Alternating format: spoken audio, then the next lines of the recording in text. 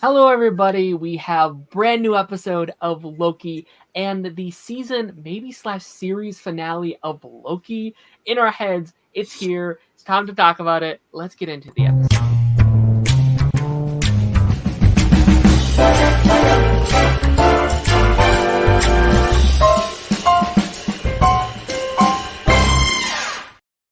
Hello, everybody. Welcome back to Darren After the Credits. I'm your host, Darren, and today we're with again Darth Bunyan. Darth, how Hey, are you today? I'm How are doing you? good. I'm doing good. How are you doing? I am good. It's great to be here, man. I cannot believe that we're done with Loki. Season 2 is finished. It's a wrap on the season. We've been doing this since episode 2 now, so it's insane to feel like we're already done with the season, man. How are Yeah. you kind of feeling about it? Real bad because when I was watching the episode, I was sat there thinking, like, this is it. We're not going to see these characters again, or Mhm. even just for the longest time. I'm getting a real deja vu there. So I feel bad because like I'm more sat there. Yes, that's sad, but I'm also thinking, man, I'm really missing Gen V. I need Gen V back in my life. Hey, and then when next week comes and there's no Loki, Yeah. that's when it's really gonna hit, you know. Yeah, So no, we were small. I mean, it was such a like last week we had 3 massive shows. 4 if you watched a certain other show, but between these last 2 weeks, we're done with Loki, we're done with Gen V, we're done with the Doom Patrol, and now we only have like Invincible for about a week or what, 2 more weeks, and then that wraps up as well. We were absolutely spoiled with so much good content, and now it's like, no, it's going away. Oh no. But yeah, man, we're going to be starting with Invincible Season 2, Episode 2 this week. We'll be talking about Loki second because that's insane, absolutely insanity there. So Invincible. Okay, so we're kind of getting back into the fold of everything. What is your kind of overall thoughts on Invincible this week? Where are you kind of feeling on the start of the season? um, I feel really good. I think it's really strong. Um, I'm not gonna lie, there were a couple of scenes that made me go back um, and check out a couple of episodes from season one. Okay. Um, but I just love it. They're starting really, really strong. They've given us the multiverse aspect, but they're not leaning on it too heavily, Yeah. which is really good. And thank Christ they are answering the question of Donald early. We That talked would have about this a drove me lot last week. crazy. Yeah. Yeah, no, I think this episode was a very weird one because they did a lot. They covered a lot of ground, and I think season 1 did this very well as well.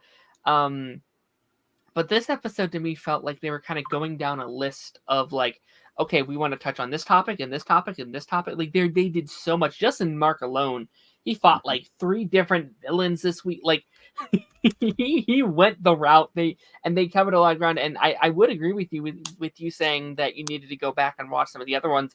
This episode was very important. That you've seen the first season because there were many returning elements, many returning villains, kind of thing from throughout the episode. So I'm just going to kind of start with our notes here. My first thing I have here is it's graduation day for our crew. I'll be honest, I did not think they were that old. Like I thought we were going to at least spend a couple seasons in high school. Yeah. Did you expect? I mean, obviously, like it was in the trailer, and I guess in the trailer I didn't think much of it, but like they're Honestly, I'm graduating. steering clear of the weekly trailers just so I can everything's fresh and exciting when Yeah, I yeah, go yeah, in. yeah. So them getting to graduation like you was like a real shock for me, honestly, guys. I genuinely thought they were going to be like first, second years more than anything Yeah. else. I do think that is exciting though because, like, you know, in the Peter Parker where he's at the job end of his life, that leads to more exciting adventures and more possibilities that don't lead to, oh no, I've got to be in class, you know. 100%. Yeah, no, I like you know what? I really like the high school environment for like superhero shows. Like people don't like it when it comes to Peter Parker because we keep going back there. But also, I do enjoy like a good like superhero in high school. But that is definitely like I understand maybe why they want to steer clear of that, just due to the fact they don't want to have to deal with high school.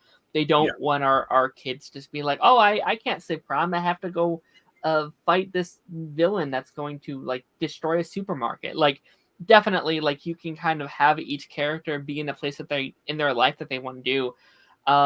And a big element of this episode was like summer break and where our characters are going to go during summer break, and many are going in different directions. I want to talk about Adam Eve because she was Yes. a big part of this episode. You watched a special that came out earlier during the summer, right? Yes, loved it. This was a very interesting episode, kind of like a follow-up. Like we saw her slightly last episode in like the alternate timeline, and also just a bit to kind of like, okay, this is what she's kind of up to. So she's kind of not being a superhero currently, and she wants to kind of just help the world. What was your opinion on kind of the storyline where we went with her this episode? Because I thought what they are doing is really, really interesting. Yeah, absolutely love it. I did sit there and wonder, right, because I did feel that after watching the Adam Eve special that those scenes carried like a lot more weight than what they would have if I didn't see it. So I'm very curious for somebody to see it who hasn't seen that and gauge how they feel on those scenes. It also did remind me of a conversation that we had a couple of weeks ago about Gen V in the boys universe, how the heroes could be. I was thinking the same thing. Yeah. Infrastructure, right? And then like we're sitting there going, they could be doing so much, but even when she is trying to do so much, she still needs training and education in those departments. So it would kind of have to be like superheroes kind of working like ants and bees, you know? And then like get designated to zones that are applicable to their powers and skill sets, and then just spend their life just learning about that. 100%. No, I had the same thought. I was like, this feels like a conversation I've been having with Darth about like because you have superpowers, there's more than you can do than just be a superhero. And that's been her state of mind. And I think it's an amazing state of mind. I think this is going to lead Eve down some really interesting storylines. What she did about making a children's park would have taken years just for anyone else to do, and it can take her seconds. And again, that's not a bad thing. But that scene hit home where there's like you could have hurt all of these people by doing this. You don't know what you're doing. And I felt so bad because I feel like that is what would happen to me if I got superpowers. I was just like, here's your park, here's your house, here's your slide, but there's more to go into it. Like just because you can create it doesn't mean it's going to stand. And I was like, oh, that's actually really, really interesting. And I feel like she can still do this. I think maybe just in the future she might need help, right? Maybe you hire a team and be like, okay, team, is this spot okay to work on? Is this stable? Is this a stable spot? How do I use my powers in this way to help the world?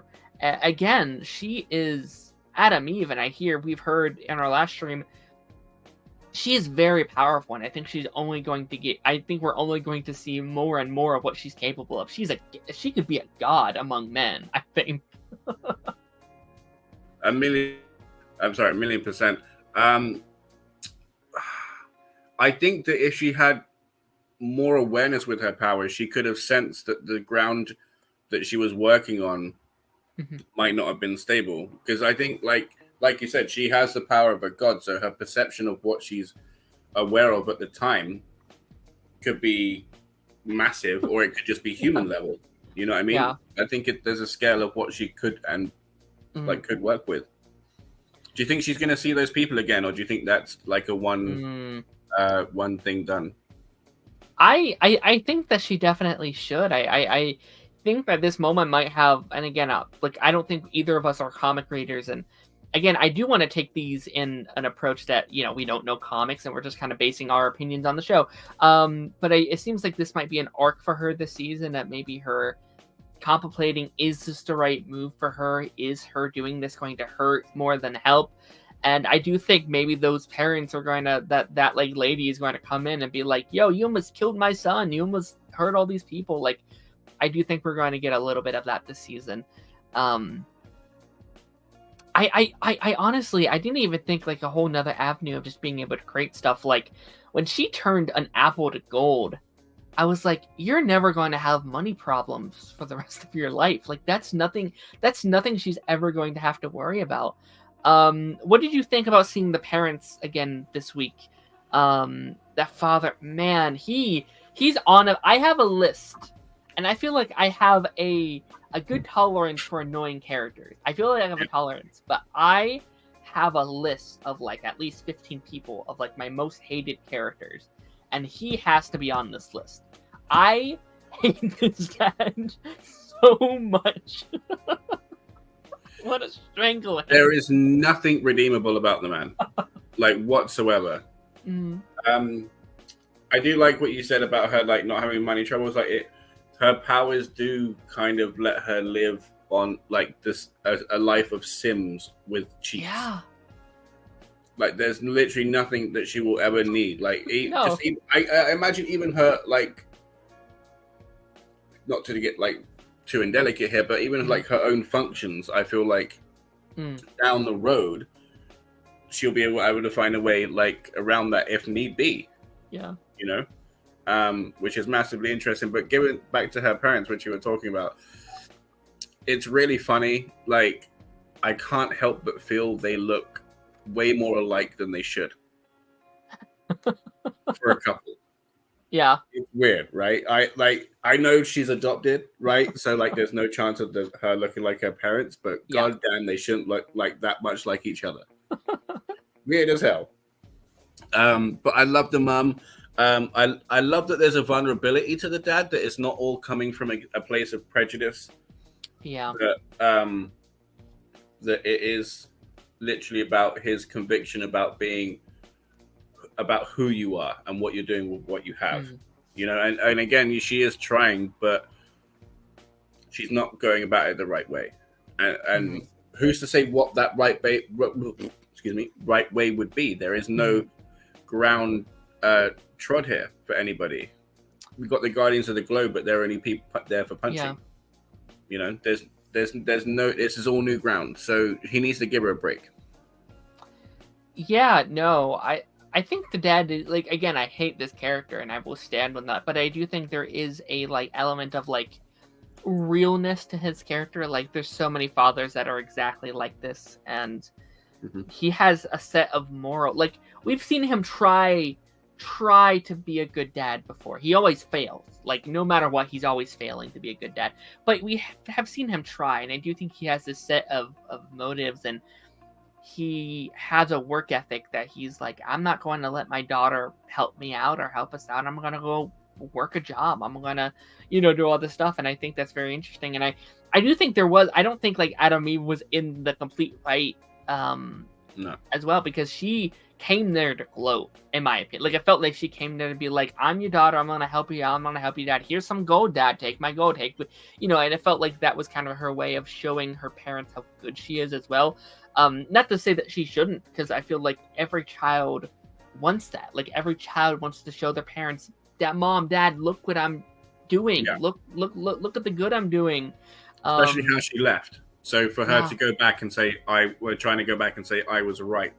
Yeah. Yeah, she would. Oh yeah, no, like they basically kicked her out. Like you know, like what they did to her was terrible. So I 100% get where she's going with that, and I'm very excited to see where we take Adam Eve for the rest of the season. Again, this episode, let's go over to a Debbie, because I feel like Debbie kind of lends herself into like talking about Mark. Debbie, in my opinion, Debbie has been one of my favorites so far this season. I'm really liking what they are giving her. Obviously, both Mark and Debbie are grieving over the events of season 1. Mark is, and they're dealing with it, I think, in very different ways. I think Debbie is being very like vulnerable, and all her cards are like on the table, but like, hey, I'm not doing well. Hey, this isn't, I'm gonna reach out to friends. And there's that scene where Debbie's like, let's get away. Let's like go on vacation. Let's take a break from it all. And Mark isn't having it. Mark is bottling this all up. It's coming out in anger. It's coming out in like frustration. What are your kind of thoughts on the like Debbie and Mark stuff this episode? And there's a bit of like almost conflict there. Not like outright conflict, but there's definitely like bottled up conflict that I'm curious to see where we're going with this. It's interesting that you say that they're handling it quite differently, because I thought they were handling it quite the same. Oh, interesting. Until like Debbie sees her pain in Mark and then says like, let's go away. Sure. For the most part, I've just seen them just buckling down and just like trying to push themselves into work and stuff. Obviously Debbie in this episode did not handle it well. And who can blame her, because that guy was the biggest tool, and that woman needs to run for the hills so quickly. Like, she needs Red Rush's powers for that shit. I mean, my god. Yeah. What a creep. Ugh. I'm so glad Debbie spoke up. Yeah, no. Oh, I love that scene. Like, obviously I didn't love the guy. The guy is a terrible person. But I really like this scene of being like, she's not a pet. Yeah. And obviously that's going to be a very big thing for her going forward. Like, man, like she lived a life where that mindset was around her 20-year marriage, right? And she didn't know about it. And now she's seeing all these places where she can physically see it happening. She can physically see these people going through the stuff, and how can she help them? How can she be like, that scene was so good. I thought it was, I love what they're doing with her. Nolan, but she could have took that guy, Yeah. I'll kick your ass. I'll surrogate and kick your ass instead. That's great. Mm-hmm. But yeah, no, Mark is burying himself into work. Like, they're like all talking about their plans for like the summer. Amber's going to go off on some project. William's going to be lazy and watch TV all summer. Adam Eve is going to be doing these projects and stuff like that. And Mark's he's going to be invincible. He's going to put all of his efforts and time into working on this stuff. And I think this episode, I think there's a reason. Like, I finished the episode and I was like, there's a lot going on here. Not sure how I feel about how they paced it all, but I actually really like it because I think it shows how much he's taking on.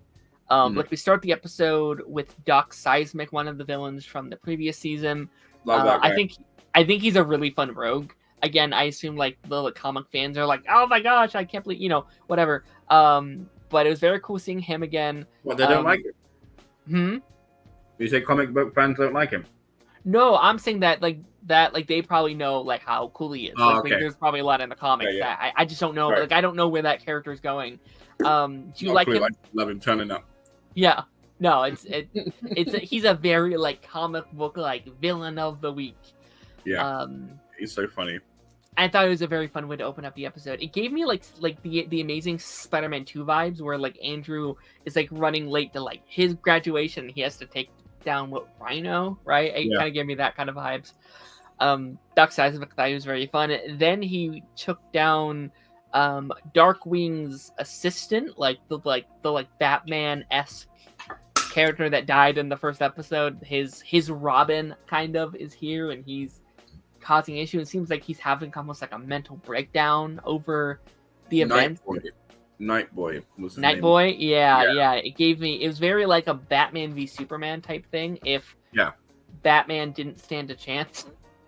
Well, this is the thing, right? So Invincible, if Nightboy wasn't so arrogant and sat there taunting him and just threw him in, that would have been it. It would have just been title card Invincible, and that's it. Yeah. Game over. You know what I mean? But he sat there taunting. And speaking of like the creatures in the thing, the Shadow Realm, the Shadow Verse, or whatever he called it. Yeah. Do you think those are the voices he's hearing, or he's just legitimately crazy? That's a good point. I feel like we have to come back to this because I feel like this was the part of the episode where I was like, where is this? Like that element kind of felt like it was kind of thrown in there, just like in the episode, and then we kind of went away from it. So maybe it would make sense if we follow him more. So I don't know. I could definitely see that, or he's just crazy. I don't know. Maybe, I don't know. I definitely think you would be onto something for sure, though, because yeah. And then kind of towards the end of the episode, we have this whole Atlantis side plot where like he has to go to like Atlantis and like face his father's sins, and he's like, oh, I have to marry this fish. And I thought the scene was really funny where like obviously this is a very important thing, but he's like, hey y'all, like I got a girlfriend at home, I ain't really trying to do this right now. It turns out like that rule is no longer a thing, we're not doing that now you have to fight our giant monster fish thing and he's gonna eat you. I thought this scene was very, very cool. I thought this was a very cool sequence. Any thoughts on this entire kind of like subplot? Yes. Well, like you said, the bottom dweller or the deep dweller, whatever it was called, amazing creature. Love the squeaky toy. Really good. I'm not gonna lie, I was sat there like, what is that one of those light things? And then, yep, here we go. Because like the way he was just wrestling, like, okay, I win. Can I go home now? That was adorable. He just, I thought he was gonna like kick him or something. He's like, I was like, oh my god. But I feel like the Queen raised a massively good point that has kind of been brought up as a joke in the Aquaman 2 trailer. Mm-hmm. Right? She was running the kingdom for 10 years while their king just kept popping off to go help the Guardians of the Globe. Right? Aquaman is the king of 7 kingdoms, but predominantly just Atlantis and like the main king, the main city and stuff. Are you trying to tell me that the crime rate is 0? That this man has nothing to do on that throne? Mm-hmm. That he could just keep popping up on land? Yeah. That can't be the case. Like, surely he's got to be like Spider-Man in New York busy. And that's got heroes of its, like a multitude of heroes. Like Spider-Man's still super busy. Yeah. But that's got like teams on teams. So I'm really wondering what Aquaman's just like. I really question his He's politics. like the one ocean hero. Like there's one of them. It's him. That's a really good point. He should be a lot busier than what he is. Mm-hmm. Yeah, I know. I loved it. I absolutely loved it. And then Cecil being sent everywhere to put out fires and stuff was really cool. Mm-hmm. Yeah, I thought this. I like this scene a lot because it starts off with like, yeah, I'm gonna like send backup and like we're going to like get you out of here. But once they're like rockets like let the monster go and he's about to kill this entire like kingdom, I like that he has to go back and be like, okay, this is the kind of hero I am, because there's been like this episode has been him trying to like again grieve over what his father did and prove that he is not that. He is a hero. He is a genuine hero. And there's definitely like we're seeing the dark side of Mark when he's fighting a Darkwing Jr. or like whatever his name was, right? And it's like, you don't know what I'm capable of. And part of that's scaring him, but a part of that I think is like that darkness coming out a little bit. And then this part of it I think showed the like light, showed who he is at its core and the hero he's trying to be. I could just let all these people die, but no, I'm going to save the people that tried to like hurt me, that tried to put me in this thing. And I thought that was very cool. And I love that they're like, fine, I guess you saved us, we won't kill you. I think it's interesting as well. I felt like even though that the Deep Dweller was massive, that Mark was still pulling his punches until like he got hit a whole bunch, gauged how strong the creature was, and then like adjusted his strength accordingly. Sure. Which shows to us and himself that he is not his dad. You know what I mean? Because like the mask is off now, so I don't think Nolan's like rocking with that anymore. Yeah, 100%. Yeah, no, I definitely think it's very interesting, kind of watching how he him balancing his full power. Like, Amber wasn't a big part of this episode, but there's that moment with Mark and Amber, and they're going on a date, and he's like, I could have taken you like to Paris, but then your skin would have flown off. And, like, I think that's one of the things that really sold me on the show in the first season was how realistic it is to like worldly physics.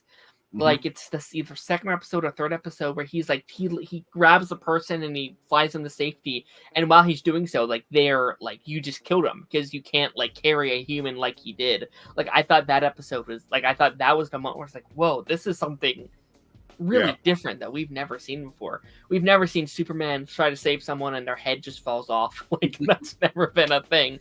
And everyone makes that argument about Lois. The amount of times that she should have been split in two. When he's saving. 100%. Yeah. You know? 100%. Oh my god, as well. Sorry, quickly. Things are just popping in. One, absolutely love Amber. Right? Great character. I feel like she's the only one that's kind of got her head screwed on right. Obviously, Mark has like upending world trauma. Debbie does as well. Eve don't know who she is. She's trying to find herself. William's just William. But like Amber's the only one that's kind of like, right, this is my life goal. This is my plan. This is what I'm doing. And I know how I'm getting there. And that's great. And that really allows her to be like to fill a certain role in the group, which I think is great. And secondly, the fish, those poor fish, those crowds of fish. Like, this show is so violent. Do you know what I mean? Like obviously we saw like Cities of Dead earlier, like last season. But I was sitting there like, man, we didn't just see like I don't remember just seeing like just children crushed. Do you know what I mean? And I feel like they got away with it because they were fish. You know? I was just like, that's so brutal. They just sat there watching something that's supposed to be there protecting them, and then just boom. It was crazy. The show is so good. I'm going down my list here. A couple plot lines. We also had this Martian plot line, which again, like so many different plot lines came into play here. Which was something we set up last season on the Mars episode. We saw the like Mars thing kind of get on the ship. And that's what I went back for. Yeah. Yeah. Yeah, that was what, episode 3, episode 4. And he's been posing as like a astronaut on like the NASA ship, and they're like, you got to get out of here, like get your stuff straight, like a leave of absence. And he's trying to take the place of Martian Man, which is, you know, obviously our version of like Martian Manhunter. I thought it was very fun. Like, I thought he would, when this started, I was like, oh, is he going to like pretend that Martian Man is still alive and like just take his spot? Okay. But no, it seems like he's like making his way as like just a normal superhero, as if he's a shapeshifter. And he's trying to make his way on the Guardians of the Globe. Like, he's trying to pair it up with that crew. Thoughts on this whole like Martian storyline? So I was confused by it, I'm not gonna lie. Because when I initially saw the Mars episode, just from like the kind of looks that they got at the end, and then like the thing, I should have got that it was shape-shifting. But the look and all of that, I was so focused on the enemy of the episode, it didn't even think to me that a Martian might have stowed away. I was sat thinking it was one of those little things that take over the hosting that actually stayed on Mars. And then because like it showed that side of the Mars story while he was telling his backstory. I mean, so I was very confused by the whole thing, but I kind of made sense of it. I was like, that's really cool. So this is what I mean. So we haven't got a lot of episodes left. I know we've only just started, but here we are. I hope that they get this handled quite quickly, because they do have a lot of the multiverse stuff to get through. Because like that's such like, yes, the idea of it in theory is exciting, but when it's proven, when it's like, this is your reality, that there are people hopping from other realities, and you didn't always say no. You know what I mean? And you get like, that's like he's already dealing with this stuff, and then boom, a whole other layer, a whole other building dropped on the poor guy. You know, so yeah, I really hope they deal with this Mars thing quite quickly. Yeah, I'm curious where it's going to go.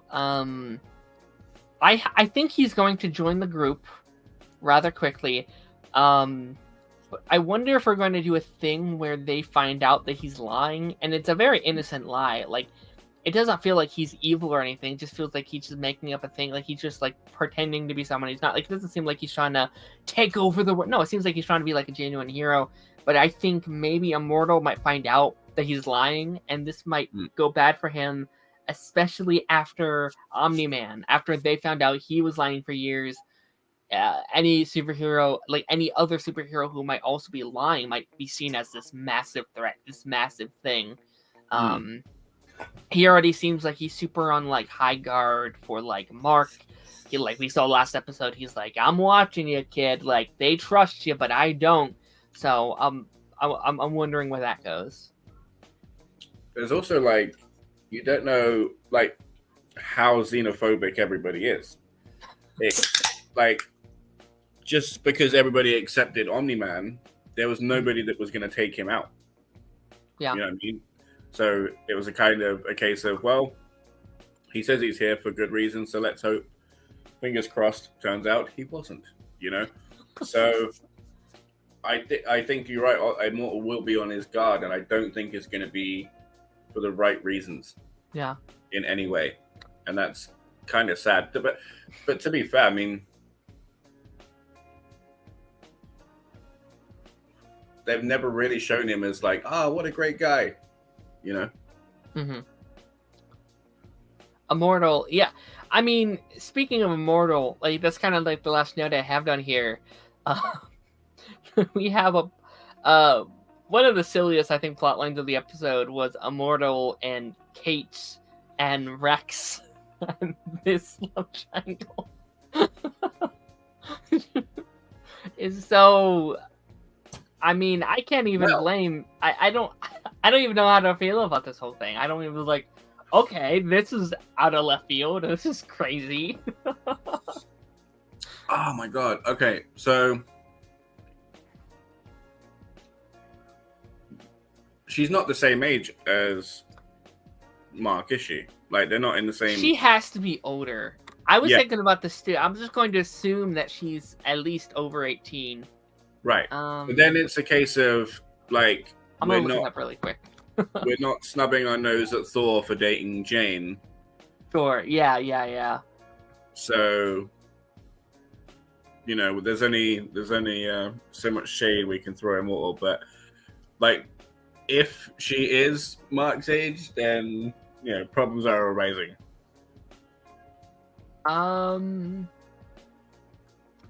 Okay, so she begins the series at age 24. Okay. So yeah, it is literally just like Thor dating Jane then, really. Yeah, that's not an issue for me. No. Yeah. I say go for it, Kate. Done very interestingly, you know, they're having fun with it. So that's good for them. Yeah. And honestly, I like anyone that pisses Rex off because I'm not a huge Rex fan. Like, he bugs me. I like, honestly, Bulletproof from last week, I'm kind of here for it because I'm not a huge Rex. Just annoys me. The funny thing is his actor. I love his. He's actor amazing. So much. Phenomenal. Like, he does so well. Like, he's really playing a dick. Really well. He's so funny, honestly. So yeah, I cannot stand Rex. I'm very interested to see about Monster Girl. I want more of her backstory, honestly. Yeah. I'm excited. Honestly, I a bunch of these kind of characters, like a bunch of the like Guardians, I would love if they got their own kind of like specials. Like I Yeah. would love like a Monster Girl special, or I think a Rex special would actually be really good. Like, cause again, like he's not a character I love to watch because he is so annoying. But I feel like that could be a thing where like, yeah, he's annoying, but this is why. This is why he is the way he is, and this is why his brain works the way it does. So, What about a Battle Beast special before his battle with the Ghost? that'd be cool. That'd be cool. I'm excited. I think that character has big plans. I think they have a lot of things in store for him. I think he has. Go ahead. Sorry. Sorry, yeah, no, like I also think they have big plans for him, but what the hell was he doing in Machine Head's office? Like, given the fact of like what he is and what he does, why on earth was he where he was when we met him? That makes zero sense. Yeah, I don't know. Plot convenience, I guess, but like. That's so crazy. That makes no sense. I've been thinking about it for a couple of days now, and I still haven't been able to put my finger on it.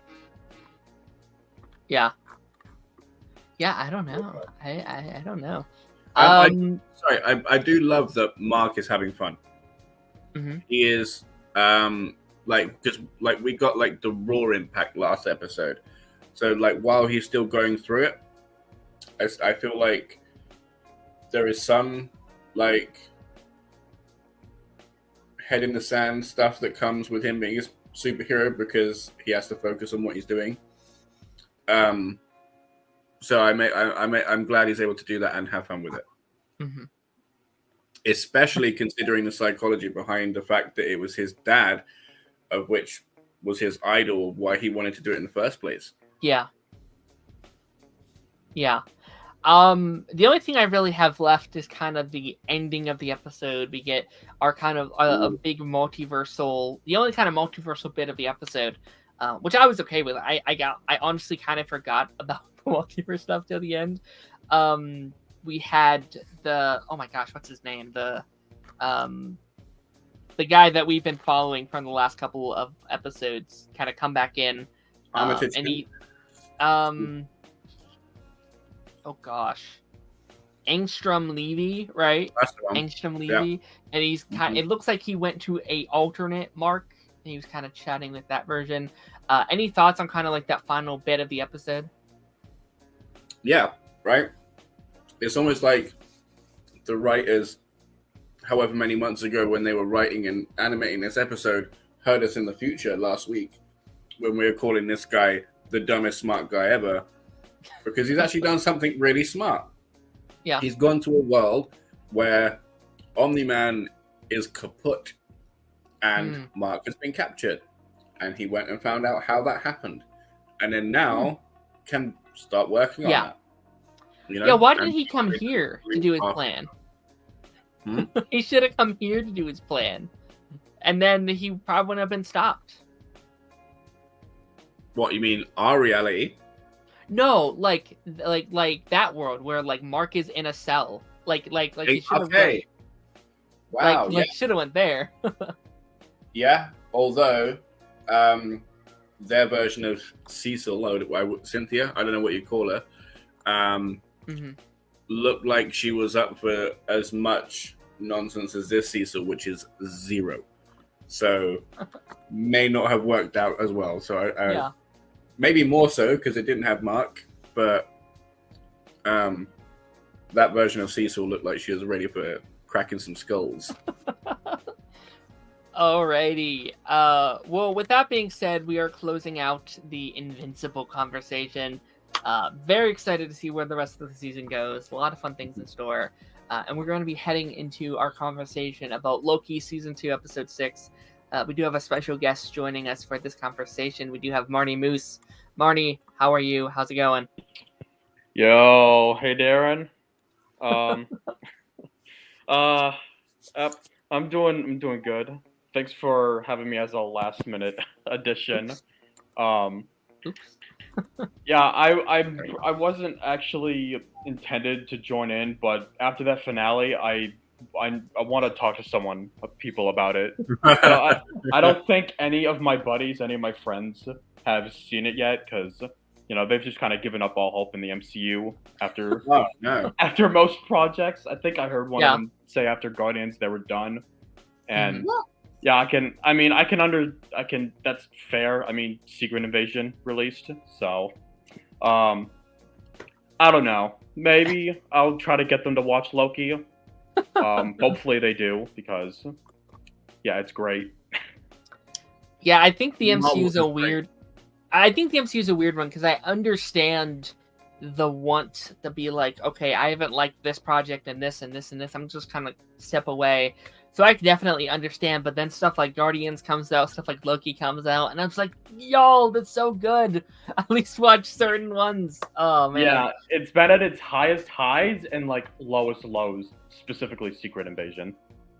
I've been saying that I think this year has been like Whiplash MCU and like Marvel as a whole, because like this year alone we've had Loki, Guardians, and Spider-Verse, which are among my 3 favorite Marvel things possibly ever. Like it's in like the grand scheme of things, really. And then you have Ant-Man that I think kind of failed on a lot of fronts. Secret Invasion failed on a lot of fronts. I liked the Marvels, but I'm seeing a lot of people did not. But Loki season 2 episode 6, Marty, you can get us started off, like just kind of overall thoughts on this episode. It's incredible. I was so speechless after that episode. I still can't even comprehend almost 24 hours later, like what I watched. It was insane. Sorry. No, that's fine. Darth, how are you kind of feeling? I know you're our timeline guy. Did this break your brain? Did it wreck you? As we said last week, this episode going in for me was like 50-50. Whether it was gonna like keep the show in such high esteem for me or just completely crash it. That being said, there were like a couple of things that we'll get to, but how it finished was so strong and done so well. Like if you're just talking about like feeling and like how much you just care about the cast and what each character is going through rather than the logic of how it all makes sense, it was just all up there. It was all in the feels. Do you know what I mean? Like, it felt like you were just walking through space with him, and it was great. I was there for every second of it. Yeah, no, I mean, I'm the same. Like, this is a weird. I feel like this is gonna be a really weird episode to talk about. Like, I have notes here, but I feel like in most episodes and most shows, I would be like, okay, this character did this, and then this episode did this. Like in past week, we'd be like, okay, Sylvie was doing this thing, and then Mobius did this. This week is kind of, I think, going to be a lot harder because it was just Loki. This episode proved that this show is and will always be about Loki. He is the star of the show, and this is him kind of trying to wrap everything up. Like, we start off the episode, and you know, I'm going to be very curious how you guys feel about the opening, but the whole opening is Loki trying to fix the events of episode 4. Is him going back again and again, having to go back each time a little bit, each time a little faster, each time a little bit further in the past. How did we feel about this whole kind of opening stuff? Because I thought it was all really, really funny. Yeah, I did not expect it to be that kind of silly. It started off kind of silly, and then as it went on, it just, I don't know how to describe it. That's how spectacular it was. Even the credits felt bigger and grander. Yeah, they went backward. I love that touch. Them being like, okay, here's our Marvel intro. We're going to fast forward it. It's so I was so confused, and it just went backward. I'm like, oh, okay. It's really good. Yeah. I love, like, obviously this is him each time failing, Victor dying over and over again. Poor Victor. He did not deserve that. Yeah. Go ahead. Sorry. I just find it funny how they had his first death scene. It was very shocking, and then they do it multiple times, and it's just very silly. Yeah. 100%. Go ahead. Uh, Sorry.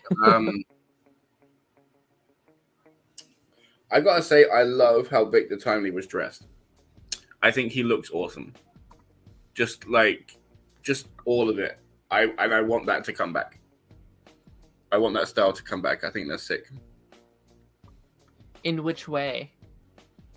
Just how like the little like the waistcoat, the shirt. Okay. Do you know what I mean? Like he pulls it off. He looks so cool. He looks awesome, and I just like, I know I wouldn't look. I'd look like the Fat Controller if I was dressed like that. You know what I mean? Like, and there he is looking awesome.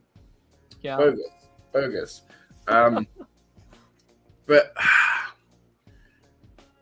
we spoke about this a little bit before, but they need to pick a lane, right? Because in this episode, it was voiced that the time loom now prunes branches that are the multiversal variety, but for the whole 5 episodes before, it creating multiversal branches was the issue. Do you know what I mean? But now it can't do that. Like, pick a lane. Do you know what I mean? But then, as we were talking about it before, anything that's said within the walls of the TVA and at the Citadel at the end of time needs to be taken with a pinch of salt, because He Who Remains and any Kang variant is a profound liar and gaslighter. I will say, I think the MCU's use of time travel is probably one of the worst I've seen, because they it is very confusing, and I've seen 2 seasons of Loki, and I feel like I still don't fully understand it. Like, they've merged timelines and multiverse, but they're 2 separate things, but also they're not. Like, they intertwine with each other, and I still feel like I don't fully understand. If I have one complaint about, and it's not even Loki's fault. Like, it's no one at the writers at Loki's fault. This is like the higher ups. This is Kevin Feige. This is like the Russo brothers. Like, they started this with like Endgame. Like, they started with like, oh, but like if you go back in time, you're actually kind of going through a parallel. Like, they did all that stuff, and I think Loki's just been trying to run with it. But no, yeah, I'm definitely with you. And like each week when it comes to time travel, I'm just like, I don't know, it works somehow. It somehow fits in. I still don't get that one line from Endgame that Professor Hulk's like, when you travel to the future, I can't even remember that. When you travel to the past, that past becomes your future, and your future present becomes the past. I still do not understand it. It's so dumb. That's just because you're living out your future in the past, right? And your past is now in the future. Yeah. I mean, I think at this point, I'm just gonna have to roll with it. That's how I am too. Like, I could sit here and be like, okay, this doesn't work here, but like for me personally, that's just not something I enjoy doing. I would just be like, somehow the timelines add up, and this happens because of this, and I'm okay with that. But Darth, you're very much the other way around, right? Seconds, right? So this is the 2 seconds, right? Okay, so go ahead. It was basically saying, right? Say you're born here, right? This would be your natural timeline, right? For your 80 years, right? So at 35, I'd go back to 1920 something, right? I'm not going to make it to when I was born here, right? So my future is all here, and this is all my past. You see?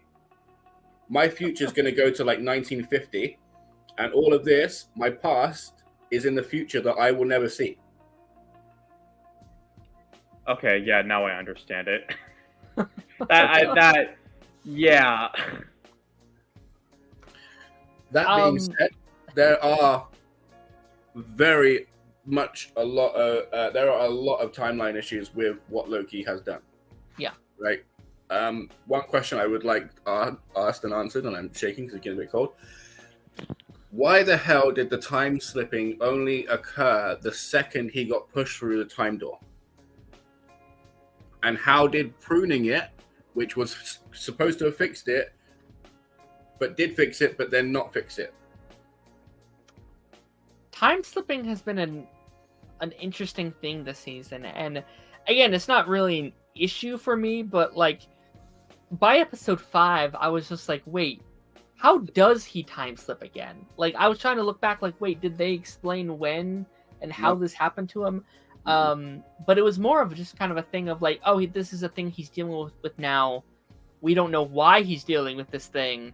And in this episode, and I don't mean to jump ahead of our notes here, like He Who Remains was just like, oh yeah, I did this thing to you because everything that I wanted has led you to this moment. But I feel like it's such a vague explanation of how you are time slipping and why. It's just like, I wanted the stuff to happen, so here it is. Again, not really an issue for me, but it is something I was kind of like, huh, that's an interesting way to go about it. Yeah, because it means that Kang would have had to set up like a red herring of a plan for the Lokis to think, oh, I'm going to get around it and just not do what you want, for him to go on the journey, which is apparently all that matters in storytelling. It's the journey that takes you there, not where you get to get to where he needs to be to be able to go back and keep time slipping. Mm-hmm. Because it always takes him back to that point.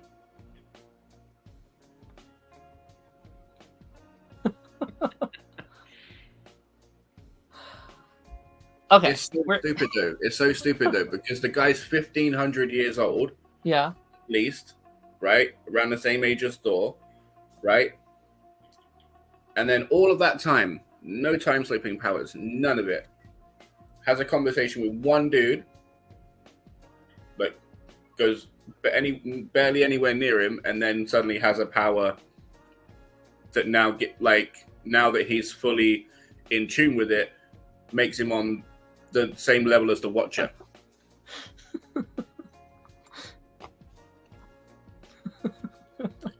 I know.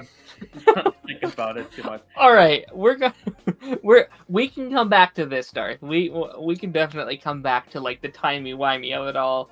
The thing that kind of really kicks off this real episode is obviously like he's trying to find a way to fix this, and Loki he goes to Obi, and he's like, and he goes to Victor and be like, how long would it take me for you to teach me everything you know? For me to be a genius in the way that you two are. And they're like, centuries, decades. And he spends centuries just learning. There is a centuries later title card, which cracked me up. It's like, holy shit, this is insane. I don't know if I feel like some people gloss that over. He spent centuries, spent so long trying to learn all this stuff just to protect his friends. Like, it's insane. It truly is. Like time jumping shows, I think I think people like forget what that is. Like, I think like when you like, 10 years later, like in shows, you'll have characters like, I've been stuck in this place for 10,000 years and they're totally fine. You would not be fine. If you were like stuck in in a place for 10,000 years, you would go insane. You would absolutely, like, a human we can't even comprehend what centuries is. Like, that's insane, and I think it does prove how much he cares about the people in his life and how much he cares about this. Honestly, I love the people in my life. I don't know if I could spend centuries saving them. I don't know. I feel like after...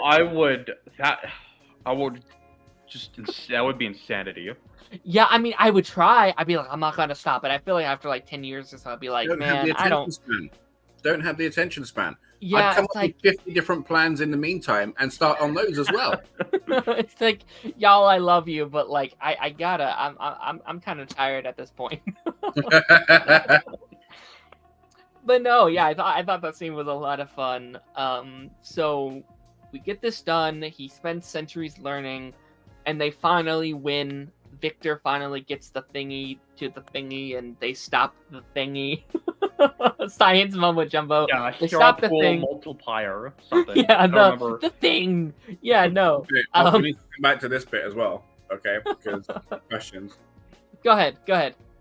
Every other topic, you get to go on your rants. It's the fact that, excuse me, it's the fact that He Who Remains called out Victor Timely on talking bullshit. That was funny. Yeah. Right? Victor's life's work was to increase the rings so they're like the throughput wouldn't cause a malfunction, right? How, after reading the TVA handbook, right, being as smart as he is, and then like when you see Ouroboros' portrait at the back, there's like some whole like alphabet thing. So like there's like he's beyond genius level smart. He's crazy smart. Yeah. How did he not think, a multiverse would expand infinitely and exponentially fast? Because once you start stranding, all of those strands are going to strand, and the strands are stranding, and that's the third thought of like, oh, that's a problem I need to fix. That's something I was kind of thinking about too. Like it just came to him after they failed. Like maybe he was just trying to try it out because like, okay, time 2 where he was kind of being rushed to be like, okay guys, we got to get you in there. Like that makes sense to me because he probably didn't have time to really go into the like nitty gritties of how it works.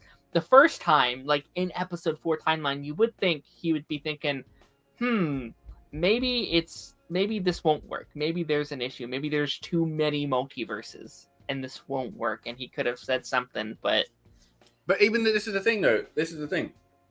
Is from what he said after it failed, like at the end, that's always going to happen. That would always have happened. So him initially doing the maths on how fast a multiverse should open, which should make his life's work null and void instantly. So that then like places like, why is he there? Do you know what I mean? Because he is a variant of Kang, not a time remnant, which is what I was thinking. Okay? And the fact that there's a variant living on the sacred timeline, 1, how is that possible?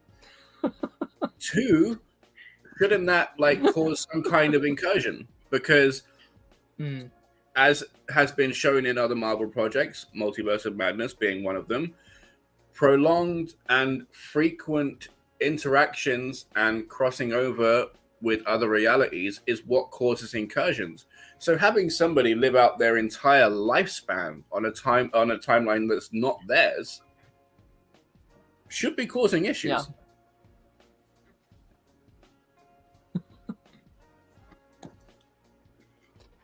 Already. I'm taking crazy pills. I mean, I applaud you for being our timeline nitpicker. Yeah. Good job trying to manage all this. But after all this doesn't work, he goes back to He Who Remains, and he goes back to the finale of last season. Did you guys think that we were going back here this season? Because I thought it was definitely possible, but it still took me out. But like, oh my gosh, we're back here already. No, I didn't think that. I remember seeing the description of the episode, something about visiting the past or something. But that was it. I did not think they would go back to season 1 and the season 1 finale. But they did, and it was great. Yeah, I thought the scene was again really good. Like, there's a lot of stuff with Jonathan Majors currently. Like, it seems like this may have been the last time we see him. But he is so good as Kang. This episode showed how good he was as Kang. The like conversation between Loki and Kang in that room, it's always really good. But him like mimicking the other Kang, Victor, and him like, haven't you done this before? And all like, I thought you would know how to do it. Like, he's so good. Like, and one thing I've really loved about the season, and you know, like we saw it in like Ant-Man as well, but I love how different each Kang is. Like, each one physically feels like a different character. And I feel like with another actor, maybe you wouldn't have gotten that. Like, maybe it wouldn't have been this good. but like Victor feels so much different than he, and he feels so much different than the Kang from like Ant-Man. Like they all feel like different characters, and I think that's really, really cool. Yeah, I forgot how good He Who Remains was. Yeah, I'm watching the episode. They're having Loki and He Who Remains have that conversation, and I'm just like, he was so good in that role, so good in the role, man. Yeah. No, I mean, it makes me think, because after Loki, I was so hyped for Kang, like the first season. Like I was like, oh my gosh, this is the guy that's going to lead this whole next phase. I was so excited for Ant-Man. Dorothy, you liked that movie, right? Mm-hmm. Ant-Man. Okay. I will say, I think Kang is the best part of Ant-Man. Like Definitely, I think, yeah. like he is the highlight of that movie. But after Ant-Man, I was feeling kind of like, I don't know how I feel about Kang, or at least this version of Kang. And at least for me, I think Loki kind of brought Kang back for me, and it's like now, and we don't know if we're going to see Kang again, post the show. But this is what I love, and again, sorry for okay, go ahead. No, go ahead. It's that with He Who Remains, he had done his fighting. He was a veteran. Do you know what I mean? Yeah, I'm not saying that Kang hasn't done his fighting. He's wiped out timelines, right? But He Who Remains, his whole thing was like machinations and like plans on plans on plans. Yeah. We got the pugilist and the brute force of Kang. And it's to show like he can be a threat on equal sides. He can 100%. Be a threat with solely intimidating you with his pure and towering intellect, or he can just stand there just pummeling you with those giant guns he's got. Either way, you're going to struggle, even if you just sat in a chair talking to the guy. Yeah. And I would agree. Like, I like seeing that. And again, I like, in a weird way, I almost think Loki improves Ant-Man Quantumania. Like, I almost think now that we've seen season 2, I'm like, okay, there's actually a lot of value to seeing the different versions of it. I was actually thinking this week, I don't mean to go off topic because it's so easy to go off topic, but like, I was almost thinking, what would it be if we, instead of Ant-Man 3, what if that was just a Kang movie? What if it was exclusively a Kang film showing his start, how he got trapped in the quantum realm, and him trying and attempting to get out? Almost like this Castaway type movie of someone that's lost somewhere and has to like survive on this urban planet. It's not a superhero movie. It's a movie about trying to live and trying to get to your certain point.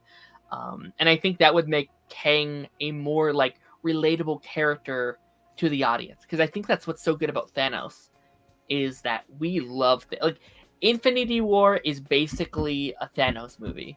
That is his film, and it's building up him as the villain. So Endgame can like really further him as just the villain. Maybe that would have just been as bad. I don't know, but it's just something that kind of crossed my mind this week. I kind of feel like that would be putting Rick on a stranded planet. Do you know what I mean, from Rick and Morty? Mm-hmm. Like it's somebody that's like super smart, so there wouldn't be too much of a challenge. Yeah, it'd just be more interesting, like how they would do it. I think if you've got like a lower level hero or villain, maybe, but like that guy, like has like multiversal knowledge. Do you know what I mean? So he'd be able to just shape reality to his will almost. And then speaking, the fact that like Miss Minute said like his abilities, right? I sat there thinking about it this week, right?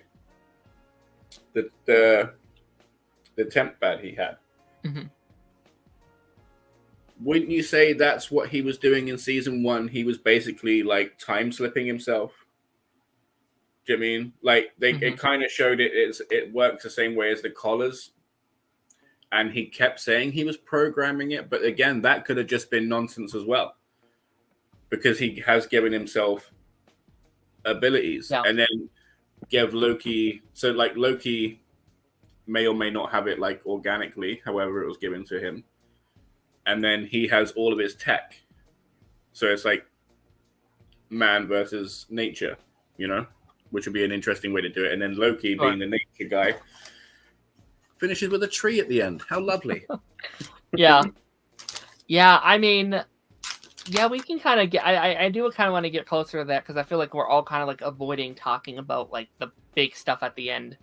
Like obviously he goes and he talks to like Mobius and he talks to Sylvie, and I think both of these talks, I loved the Mobius stuff this week. I thought like him going back and seeing just how far he's grown within these 12 episodes is absolutely insane.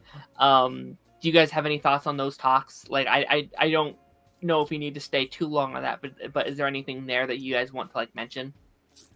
I mean, I also didn't expect them to go back to the first episode. Yeah. That was also pretty crazy. Yeah. Given the title of the episode, they kind of had to, didn't they? They were both Mhm. called Glorious Purpose.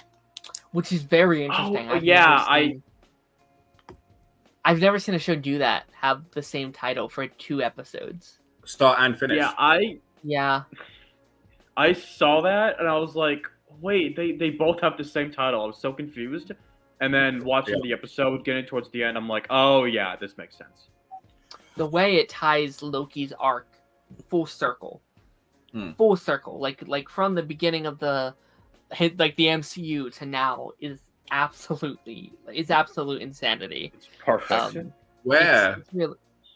Sorry, where the conversations happen, I think, is very telling and very interesting, right? So he went to Mobius for an honest, frank conversation that didn't have the biases of their relationship, right? So he got like the initial start of it out of the way, like, yes, I know about the dogma. Like, this isn't the situation, but I need this kind of talk with you. Do you know what I mean? Mm-hmm. And then I love that. And then he couldn't do that with Sylvie because when they met, they were enemies. And when he talks to her, because it's a very different situation and it involves the potential of her death, he goes and talks to her with her having all of the information. Do you know what I mean? Even to after where the episode was, for the most of the episode where we've been trying, it took it to the end of last week's episode where it was the end of everything. You know, I think that was really cool. 100%. Yeah, no, I like. Are you sorry? Are you seeing that comment? Watch Loki. It's so good. Watch it. You suck. He's an uncultured swine. You don't suck. I'm joking. I love him really, but my God. You would be a better person if you've seen Loki, though. Boo. Watch it. You won't regret it.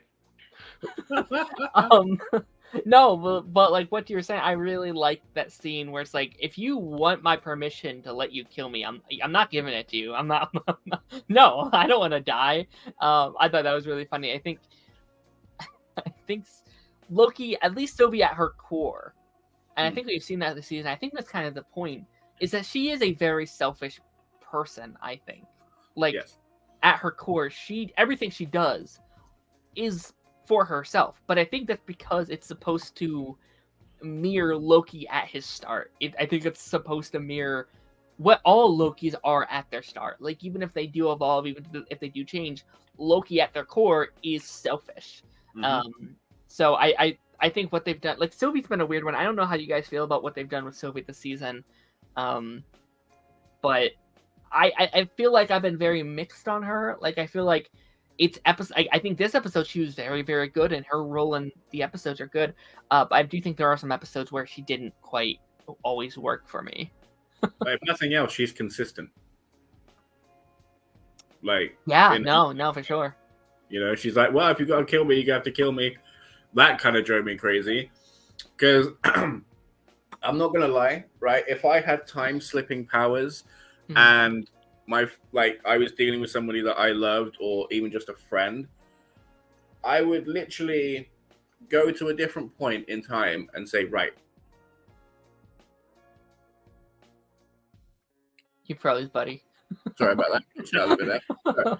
So I would say, right, I need a safe word, or like, I need some kind of conversation with you that I don't know that's going to stop you, that's going to, like, to your core. You know what I mean? Like, because everybody has those feelings, those thoughts and stuff like that. So if somebody says to you, what's something inside just going to stop you dead and chill you and just go, oh, how does he know that? What's that? You know, like, do you know what I mean? Like, anything. There was any number of things to make her not a homicidal maniac. You know what I mean? Yeah. But here we are. Here we are.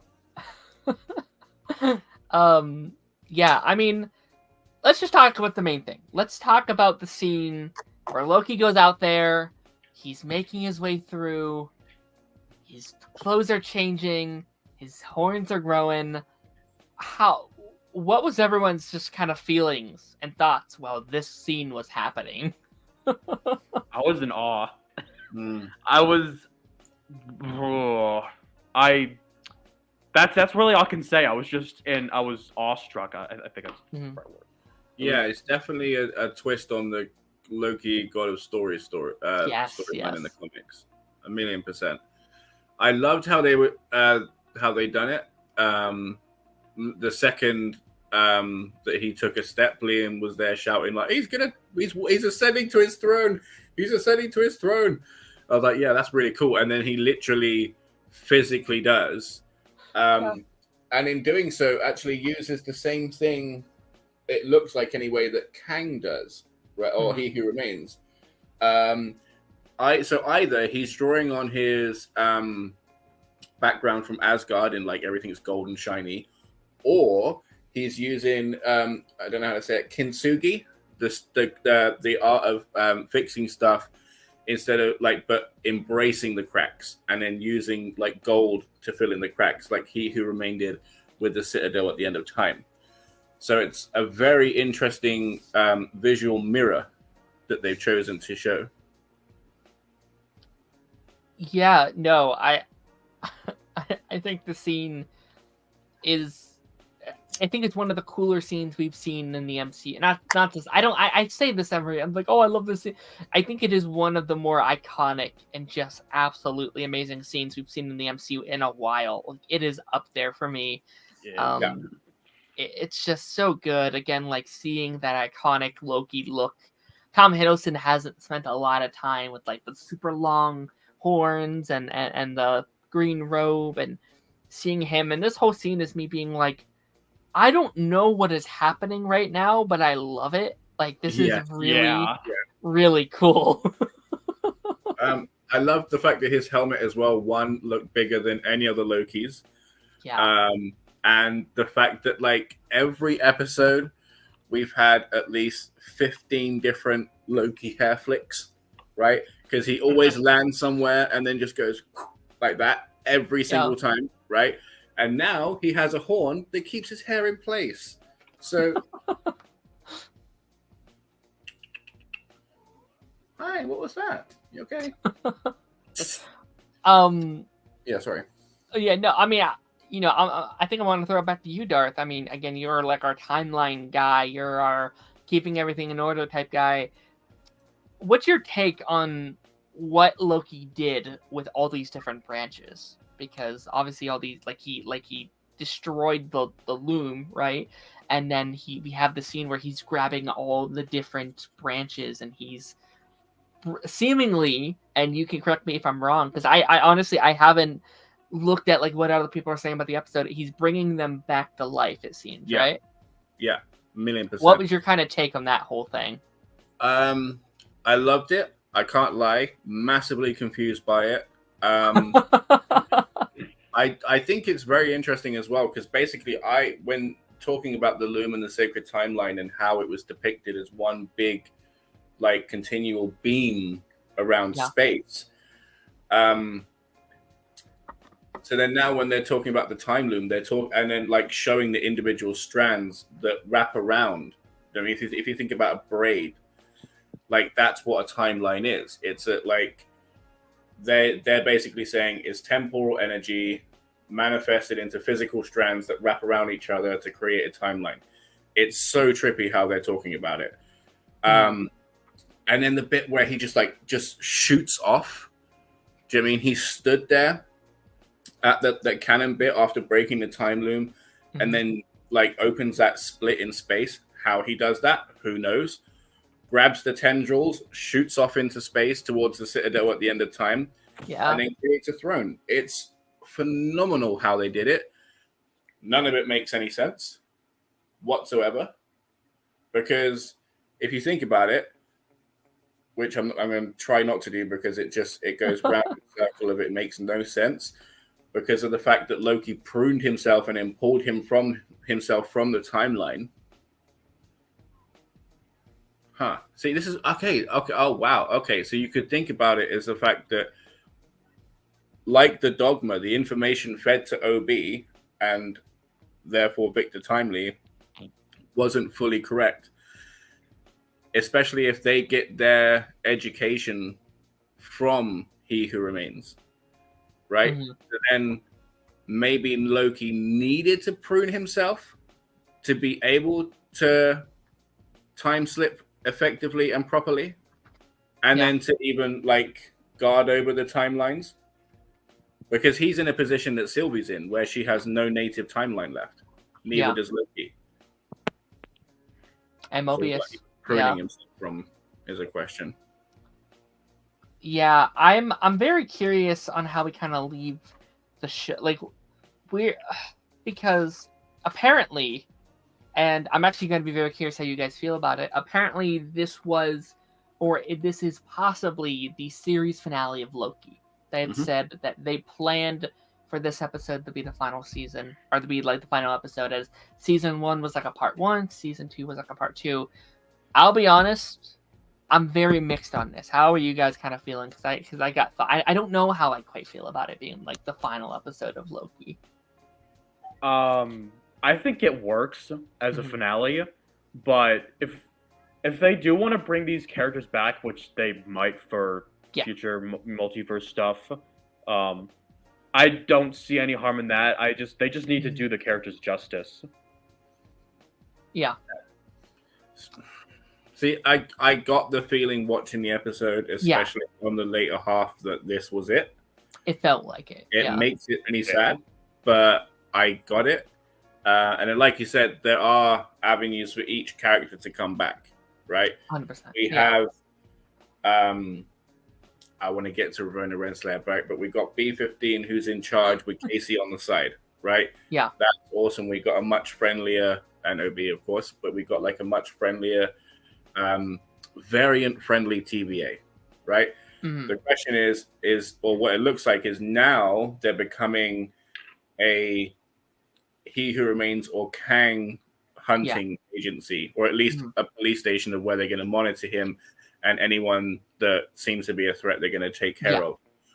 What they're going to do with them is remain to be seen, because obviously they know what pruning does, and it's not exactly a solution. You know? Loki, like, is in like the role of like the Spectre almost at the moment, and has to come back, but how, when, and why is going to be a thing, because what he said in episode, it was either I want to say 4, when he's talking to Sylvie in the pie room, right? And he's talking about how everybody's now got free will, that the timelines need protecting, right? And that's obviously what he's going to do, but how much power and presence he has, or if he's literally just there as a vessel of life for these things. Do you know what I mean? Like a seed and the soil of which these branches are now growing from. Who knows?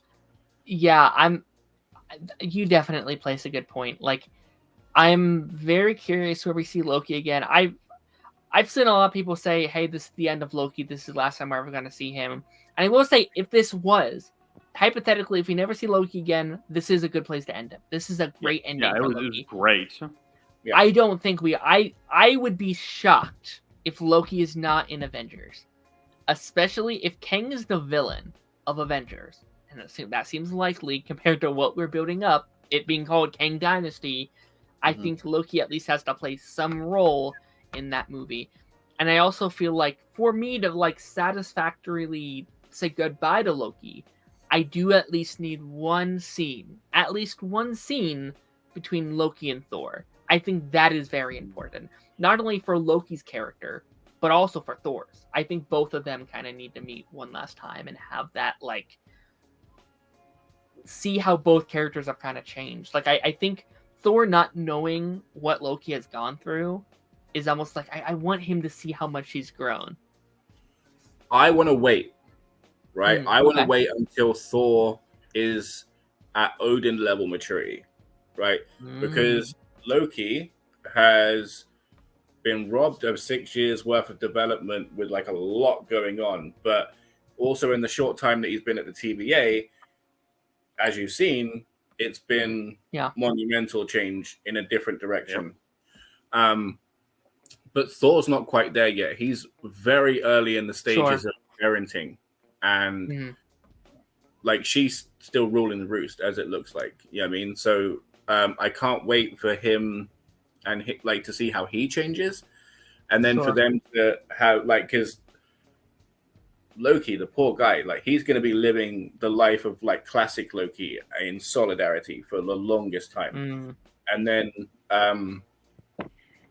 like Thor's maturity kicking in. Like I just can't wait for that. You know what I mean? Because he's still not there yet. After Thor: Love and Thunder, that guy's still joking around like a damn child. There's no maturity in him yet. He needs more. Yeah, I mean, I think I would argue a lot of his like the joking in the two past Thor movies. I don't like the Love and Thunder movie, but my thing has always been that's his way of coping. His way of coping is the humor, is the goofiness, and I'm actually very excited for Thor 5 because I do think we're going to see Thor in a very different role as the parent, as the like more mature. I think we are going to see a more mature Thor than we've ever seen before, in a way where he literally has to because he's now a parent. I don't know. We'll see. I do slightly want to go back though because I did have some thoughts on like, is this the final season? Is it not? I would agree. I think if you end it here, perfect 2-season show. Basically, love the show. I think my main issue is that we didn't know. They're like, I hate being like, oh man, can't wait for next season. Like it's almost the like equivalent of it getting canceled because it's like, oh, it's the final season. Oh wait, no, you're not getting a season 2. This was it. And there's like, oh no, I didn't have time to like prepare for losing another show that I love. And I think this has been the one show out of all the MCU shows, this has easily by a large amount been my favorite of all like 10 of them. Yeah, it's the best one. It's like for me, it's blown all of them out of the water. Oh, see, this is Moon Knight for me. Really? This is Moon Knight. I love Moon Knight. Cannot wait for Moon Knight season 2. It's going to blow me just out of the water just as much as this has. Yeah. But you're right. Yeah, it had a very difficult time, or a very difficult challenge, excuse me, of matching the tone and the love that everybody had for the first season. It's had a big hurdle to overcome. And yeah, it's Swiss cheese, and I sit there complaining about some of the logic, but it landed everything else. Yeah. Especially the fact that we got Mobius on a jet ski. I mean, we got everything we needed. Yeah. I think, honestly, I think it is coming. I think that moment for Mobius is coming. I understand why they didn't want to do it here, though, because I thought about it. Like, I thought, like, what if after the events of, like, Mobius and he sees his, like, variant self, he goes on and he buys himself a jet ski and he goes off and he's riding and he's thinking about Loki. But I think the reason I didn't want that because I think they wanted a very somber ending. This is a show where they won. They succeeded. This version of Kang is no more, right? Loki saved them all. And I do like that they got to sit in that sadness a little bit.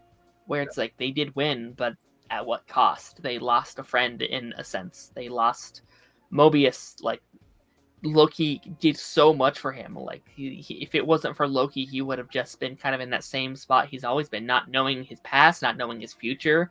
Loki's very special to him. So I like the somber ending, as long as we get him on a jet ski at some point. You know what's just hit me as well? Is his children are effectively strangers. He's not going to know who they are just because he's looking at them or like feel any kind of way. He's been mind wiped by Kang the Conqueror. He's going into he doesn't know those kids. Mind. Yeah. That's tough. I didn't think about it when I was watching it. Because like I loved how he finished, how he's like, I'm just gonna stand here and watch time pass for a bit. That's me, you know, and I just love that. That was really cool. That was a really good ending, yeah. And then like thinking about it, like he's literally got to start from ground zero with his whole family thing. Yeah, I'm very curious where we take him, where we take Mobius, because like we leave him in a very somber state, and we've heard the rumors that he's in Deadpool 3. I assume he's going to go back to the TVA in some way, shape, or form. I would not be shocked if has a cameo in like the Avengers movies. Does he find a way to start his own family? Does he find a way to, or is he kind of just in He's this got 2 kids.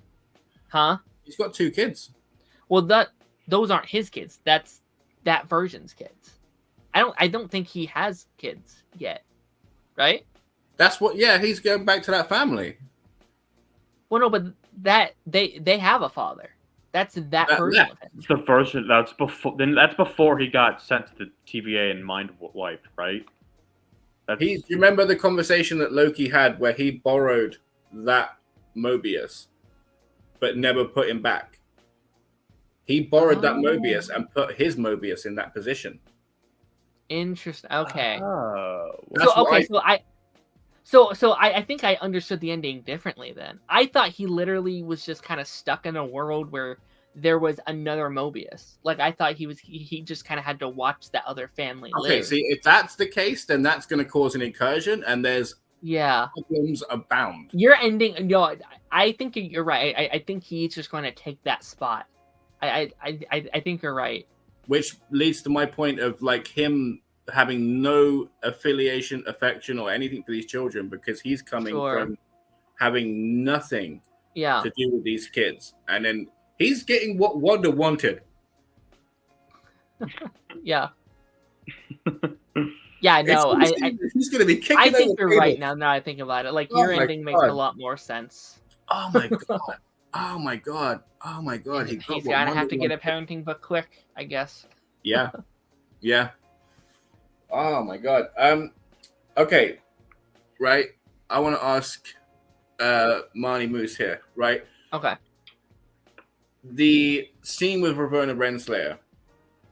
One, surprised that they waited like 2 whole episodes to chuck it in at the end after she got, pruned before.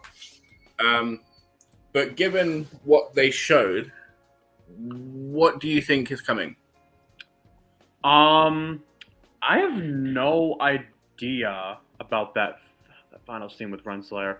And I kept seeing on Twitter or X, sorry, it's called X now. Something about Alioth, that creature in season 1, but I thought they got rid of that in No. Oh, is it? Okay, so yeah, sorry. No, you can go. Okay, basically, like she stood on a remnant of a TVA that existed before this one, right? And then in the background was either Apocalypse's or Ramatut's pyramid, I'm assuming, right? So those things together led me to the question of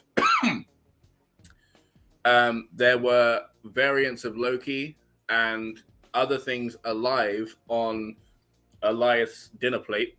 Who's to say that there isn't another Kang on there that was flying under the radar when the sacred timeline was the only thing to exist? Yeah, the Ramatut. Like I remember thinking about that scene again, and I kept thinking maybe if it was Ramatut, something about that, but yeah, I really want to rewatch that finale, get a bit of fresh perspective on it, but I think after. Sorry, go ahead. I'm putting it here now. I think that she's going to have her own TVA agency, because the idea that there's a TVA agency even coming close to Deadpool, if he's not there in causing incursions, then that flies in the face of their new mission, right? So it has to be a TVA of an old variety. And who would be that, Kate? Who would that be? Renslayer, and a TVA that she might get, right? That also answers the question of how can you have an enemy in Deadpool 3 that leads to, like, say, for example, if they want to save like all of the hero cameos and hero deaths for Kang Dynasty and a lot more for Secret Wars, if they wanted to have an enemy they could fight en masse, it could be helmeted TVA agents. Yeah. Where you had Ultron's bots, the Outriders. Like, it's always aliens or robots or people that you can't see the face of. Yeah. So, I mean, you just like deep CGI plot them in everywhere. No, you're 100% right. Deadpool. Deadpool 3. I'm so excited for. I just got the image in my head of Deadpool and Wolverine just countlessly killing thousands of TVA agents. That's gonna be so great. So good in my mind. I'm so excited. Cannot wait for that. Yeah, man. That's basically all the things I have written down here. Is there anything that we haven't talked about that you guys want to bring up? There is something I remember. Sorry. Good. So, I mean, we never mentioned this, and I don't know if you guys knew about it, but that tree shot, which is one of the it's probably the single best Marvel MCU visuals ever. It looked really good this episode. Yeah, it looks like I'm pretty sure it's the Norse tree of life. Interesting, yeah. The world tree. Yeah, that. I remember I did not even know what that was. I mean, I think I heard about it, obviously, but like, I didn't know that it was that. So I watched it, I'm like, oh, it looks like a tree. And then later I saw on Twitter that it's the Norse Tree of Life, and my mind was blown. I heard it, and I'm like, holy crap, this is awesome. I'm glad you brought it up, right? Because I was going to say earlier that we're sat in an Idrisil Russian nesting doll. We're sat in Idrisil's. If you think about it, which is insane now. That's cool. Wow. Yeah. And about that tree thing, Loki holding out the branches. I find it funny that the Loki carrying the MCU meme is it's real now. He's literally carrying the Marvel Cinematic Universe. Yeah. Yeah. No, I'm so pissed if the green visuals aren't carried forward. If it remains the blue that we've had before. If we get a multiverse shot or a universe shot and there's not like a tinge of green. If they don't show that tree again, which, I mean, they will for like a future movie, but if they don't, then I don't know what I'll do. That tree shot is so cool. Yeah. Yeah, no, it looks really cool. I just can't believe, like, it's been a weird, again, I keep saying this on streams, but it's been a weird couple years for Marvel, like, for sure. And, like, a lot of these shows have just kind of been, like, there's been issues, like, with how they're writing it, with how they make them. Like, they weren't making actual shows. I don't know how this show sneaked through the cracks. I don't know how they did it, how they made the show. I don't know how it turned out as good as it did. I really don't. Yeah, they said they didn't like have showrunners when they make these shows. They were giving them movie dollar budgets. Yeah, like this show. How much? This show I think had like $144 million budget or something, and yet it looks like the most expensive thing they've ever done than Secret Invasion. Yeah, no. Oh my gosh, I will like keep. Secret I will. Invasion.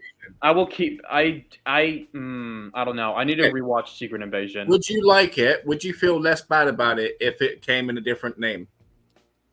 Um, maybe. I say no. I'm not sure. I think If you didn't have the expectation of like heroes No. being Skrulls and like the whole setup that the comic like gave you, and you were like, right, it's just going to be a spy drama. We get nothing but Nick Fury and a handful of other people, and you knew what you were getting into. Would you feel differently? maybe. I think there's just. I think it's just some small things in that show that kind of make me just a little ticked off. Like Rhodey being a Skrull is obviously one of them that kind of ticked me off just a bit, and then the finale, which, yeah, that definitely existed. That's definitely one of the Marvel Cinematic Universe Disney Plus finales they've ever had. Yeah. I've been on that rabbit hole so many times. I've talked about it so much on stream. How disappointed I was in that show, like, because I love the first four. I think the first four are amazing, and it's what comes after and how they wrap everything up that's really disappointing to me. But I'm not going. I don't want to go down that rabbit hole again. That's not a Secret Invasion stream. It's Loki. Talk about Loki. Yes. Darth, do you have any kind of final Loki thoughts? Yes. Okay. Okay. As we said before, super confused as to like the actual genuine function of the time loom.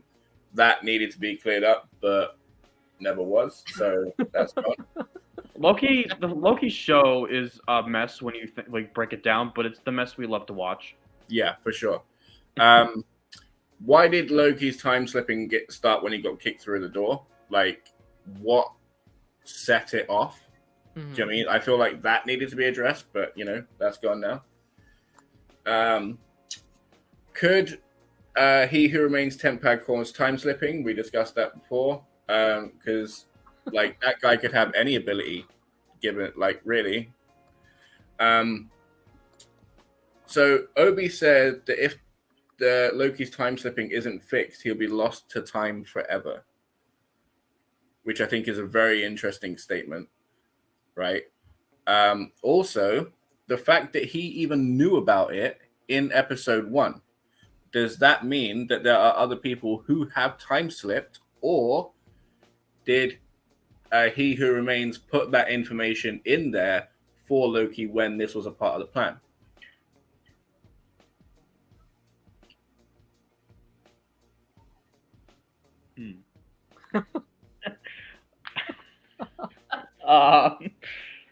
Also, how the hell did Victor create that goddamn device when all he has is 18th and 19th century tech and a big brain? How is that like connecting to something that shoots off in space and then like just starts transforming all these rings? Crazy, right? Because the most he's going to be working with is clockwork cogs. But again, here we are, right? Also, the fact that he's like that, like how there's so many branches. Like there's so many branches, and then when he sat there talking to Loki the second time, and he says, "In the past, that my variants are already out there." So does time work like Hulk said, or like Batman did in the Flash movie? Yeah. Who knows? This was very interesting. Very, very interesting. So,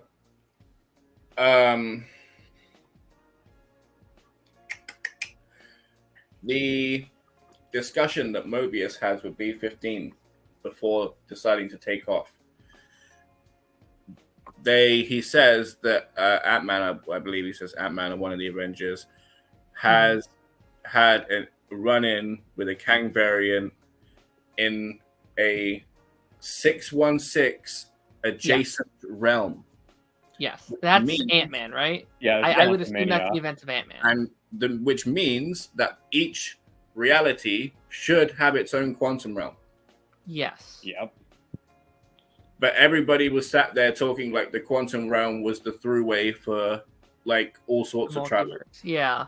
But apparently not. Each one has their own, which I think is very telling for some of the mechanics of how everything works. That'd be very interesting that like you bring that up, because I don't know how many of you guys have seen Shield, the show. Like it, like Kevin Feige had recently said, like anything made by a different studio that wasn't directly Marvel Studios is now a multiversal branch, which would include Agents of Shield. Now, in Agents of Shield, they do use the quantum realm in the final season. So that is very interesting when you think about it. Like, were they using the same quantum realm, or was it their very own quantum realm? So it'll be very interesting. Yeah, but that Quantum Mania reference though, I also didn't expect that. That was cool. I heard that. I'm like, oh my gosh, it's Quantum Mania.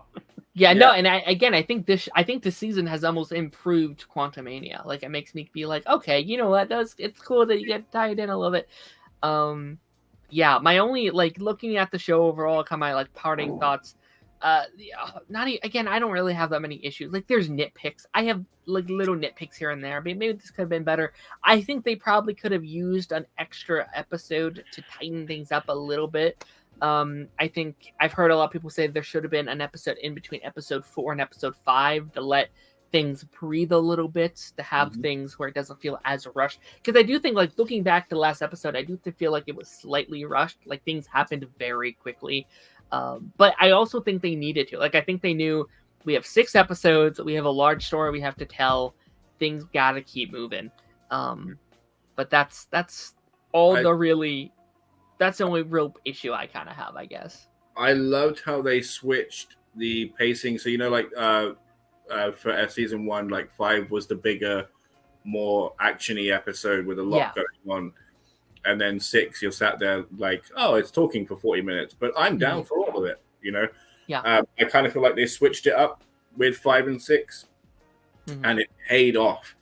And instead of, finishing the series with a, oh, wow, I wonder, you know, like I'm just sat thinking now, because like visually I didn't have much to go on, but like I have so much information I need to take notes or something. But this week we just got something that was so visually amazing and stunning, and just Tom Hiddleston does so well.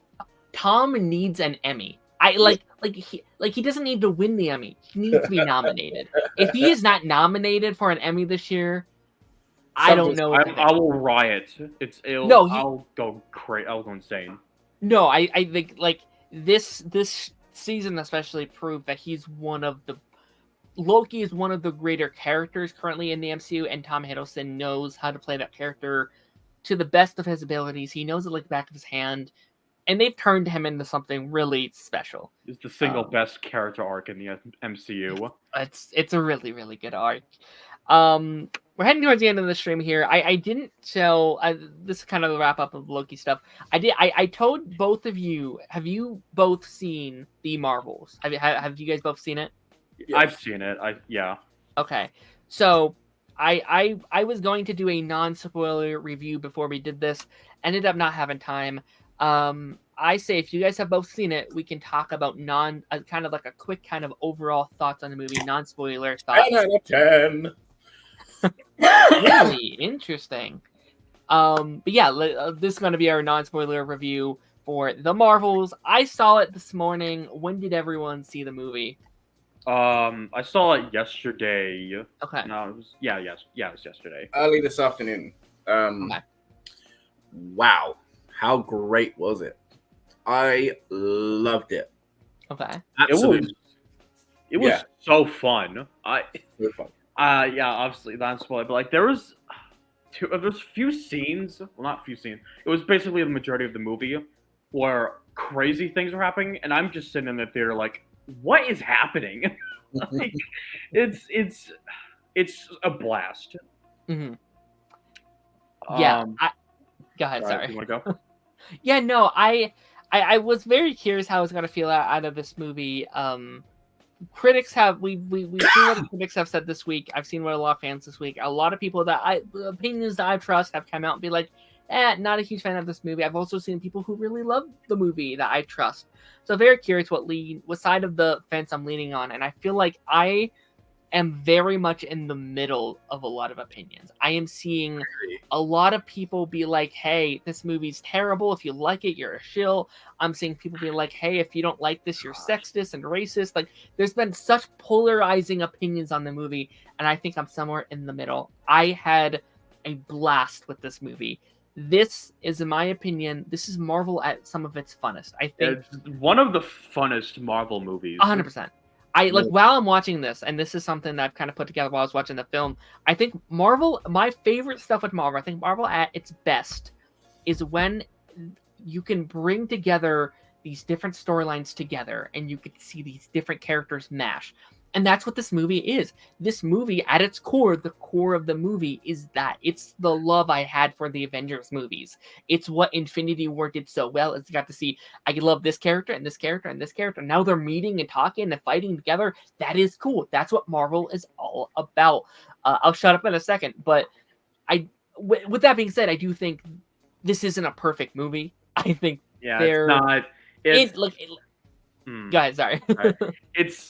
It took me a while to actually think about it, but it's very messy, and for one reason, and I think it's my big criticism with the movie, and I think it's the runtime. It feels like they're doing many things. I think it's like an hour and 45 minutes, and it feels like they're trying to do many things in that short of time.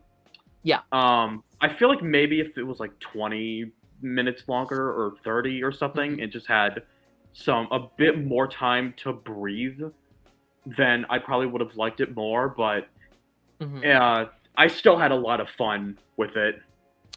I would agree. I would definitely agree. Well, like, a lot of fans over the last couple of weeks, like, it shouldn't be that short. Like, short movies are bad. If it's a short movie, you have a bad movie. That's, like, fundamentally, that's false. You can have an amazing movie and it be short. I do agree, though, it feels like, I think there is a massive pacing issue. There doesn't feel like there's often a lot of time to breathe in between scenes. It's like, okay, we start the movie, and then this happens, and then this happens, and then this happens, and this, like, it's very, like, condensed close to each other. Even though everything on screen I'm really enjoying, like, I'm enjoying everything, like, for the most part they're showing. I also think that there's, like, in the editing, like, I think there's an edit problem in this movie. Like, that comes with pacing, but, like, the way certain shots are, they put certain shots together. I like everything in the movie itself. I think it's really, really good. It's just how it's all put together, I think, is the ultimate issue. Darth, you seem to be holding back there. Do you have, like, you really love the movie, right? Loved it. This goes back to, like, what we were talking about before about the Anime special and about how much time you invest. I'm very curious with the critics about how many of them have sat and watched WandaVision, Ms. Marvel, and everything else, because like you said, that's where a lot of the payoff has come from, right? But then even without that, right? So even if, like, you don't look at this as a sequel and you just look at it as a standalone movie, I think it still works really, really well. Solely for the chemistry that those three women had. It was phenomenal. It was so good. And like, I knew that Kamala was going to be fangirling over Carol, and I loved it. She's one of the best characters in MCU for me. Hands down. Hands down. Gosh. She was the best part of the movie. Sorry, I didn't mean to interrupt you. She gave the credit and said, I didn't give you room to be a real person. That was such a small moment, but such a big, like, thing to say and a realization for such a young person to have. It was so cool. I do understand everybody's issue with the villain, but as I've said to everybody I've had a conversation with about this movie, that we are 30, 40 projects in, and you can count the great villains on one hand. I am 100%. I honestly, that's probably my biggest issue. Like, I can deal with some. It felt very phase 1, phase 2. Like, she fit in the category of just for. I don't even know her name. I'll be honest. I don't know the name of the villain. I think her name is Jar Ben. Bandit. Yeah, I've got it backwards. She's the most just kind of there. Like she's like again, the fun of the movie is that they're there and they're fighting together and they're working together, and it's like, oh yeah, there's the villain there. And again, the villain's not important. This crew just needed someone to fight. That's why she's there. She is a placeholder villain, not very much personality. And again, in the movie, again, we're not talking spoilers. Like in the movie, there's stuff there where it's like, okay, that's actually kind of cool. I see what you're doing. Again, maybe it's a time thing. Maybe she needed more scenes. Maybe she needed, I don't know what it was, but yeah, it definitely has a villain problem. The issue with that though is, sorry to jump in, but if you think about it, like we're saying, with how much is being brought from all of the other projects and Carol's stuff before, like her own project, right? To add in anything other than what it seems to be to us superficial kind of issues with the enemy might have hampered the movie, because they would have had to have their dynamic and add in the fourth element of the villain, but then not as consistently as their three. So it would have felt uneven at times, and then like not so. Do you know what I mean? It would have kept bringing it off of balance if she was any more of a presence, maybe. But I would also argue that a good movie, like, not that this is not a good movie, but like maybe a better movie could have balanced the four better, right? Like, I mean, think of like Infinity War. Like, that's a movie that balanced so many different like characters and like dynamics with each other. And also Thanos is one of the greatest villains of all time. Now, to be fair, Thanos is in like 90% of that movie, so maybe that's an unfair, thing to say. But I don't know. I mean, end of the day, like, I genuinely had a really, really good time with this movie. Like, I had an absolute blast. Like, I think despite it having a lot of problems that like a lot of MCU movies don't have, I think it raised higher than some of them that have less problems to me, because it is just so fun that I think I'm going to rewatch this movie more. Like, I'm more likely to rewatch this movie than I am a lot of the MCU movies that might be like a better made film, if you will. So yeah. I kept thinking about this earlier, but like, I feel like this movie feels like there was at least passion into it. I mean, there were some scenes that were acted well, written well, I guess. And it feels like someone actually put their passion and soul into these scenes. Yeah. And not like not artificially with some other movies and shows. Yeah, those three mains, you can tell they're having a really fun time. They've got great chemistry with each other. Yeah, 100%. Where Carol's like, oh, Professor Marvel. Anything with Kamala Khan in it is just a 10 out of 10 in my book.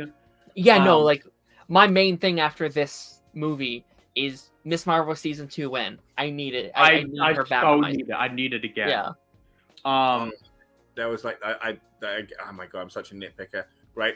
But without spoiling anything, when she was reapplying a device, there was no like visual acknowledgement of such, shall we say?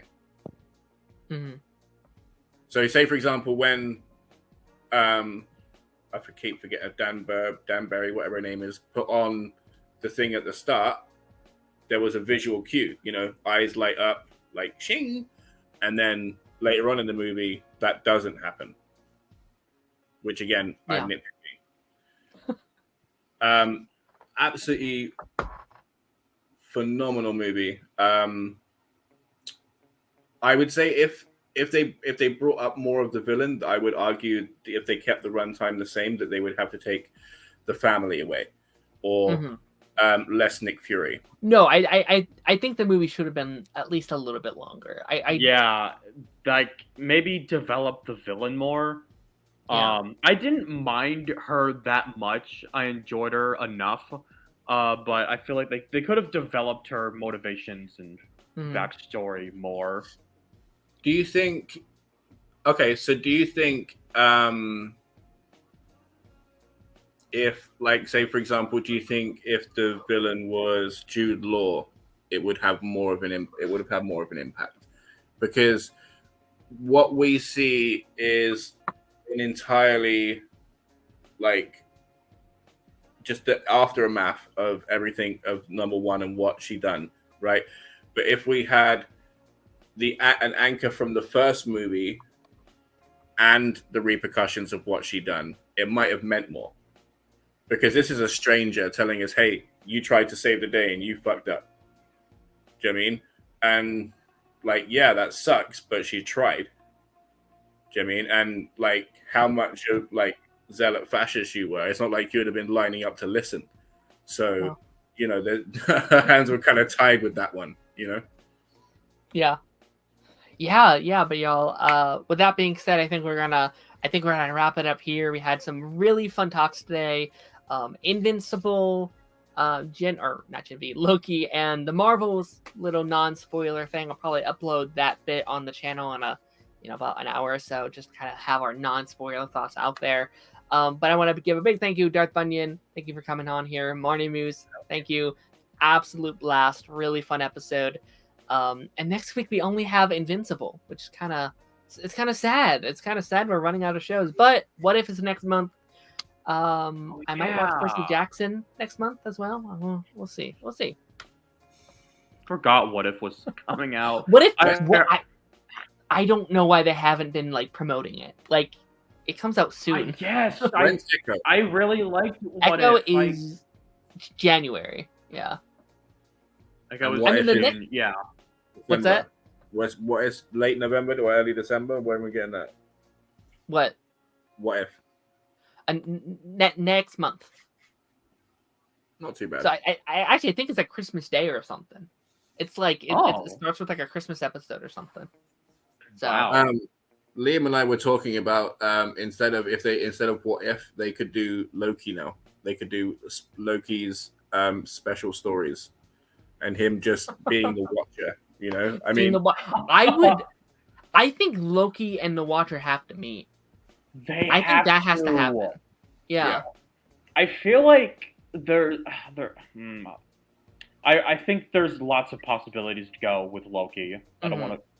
It's too late to go back to that now, but yeah, we're done with it. But like, yeah, there are some opportunities with Loki and like with What If as well. Like, I doubt they're going to do that with season 2 because it's already done. And is there a season 3 or season 3 is it's coming. I don't know if they made it, but it is confirmed to come out. Yeah. Okay, so maybe they could do something with that where it's Loki doing the stories. Maybe I don't know. You know what? Here, I don't mean to tread back to Loki because we're all wrapping up. Yeah, we're basically done. Yeah. We're done. But I wonder if maybe that's why it took What If so long to come out, because Loki needed to come out first. Like, I wonder, because they said that What If would be focusing a lot more on like Phase 4 projects and like some of the other like Disney Plus shows. It'd be insane. Like, what if Loki makes a cameo in like What If season 2? If that happens, I'm going to praise Marvel Studios